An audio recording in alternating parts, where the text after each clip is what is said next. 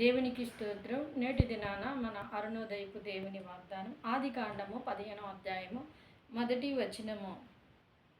భయపడకము, నేను నీకు కేడుమును నీ బహుమానము అత్యధికమని చెప్పాను. హల్లెలూయా. ప్రియమైన దేవుని బిడ్డ, ఇక్కడ ఎవరికి చెప్పాడు అంటే అబ్రహాముకు చెప్పాడు.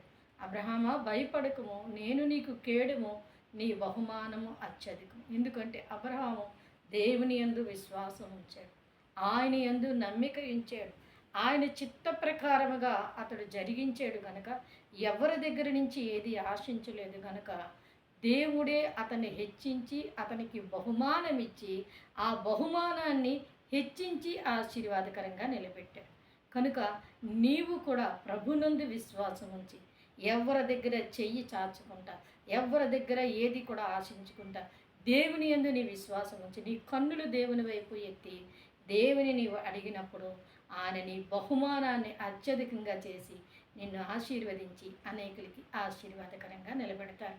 అరుణోదయాన్ని లేచిన వెంటనే ప్రార్థన చేసుకుని ఈ వాగ్దానాన్ని పట్టుకొని నీ జీవితాన్ని ప్రారంభించు. దేవుడిని దీవించి ఆశీర్వదిస్తారు. ఆమేన్.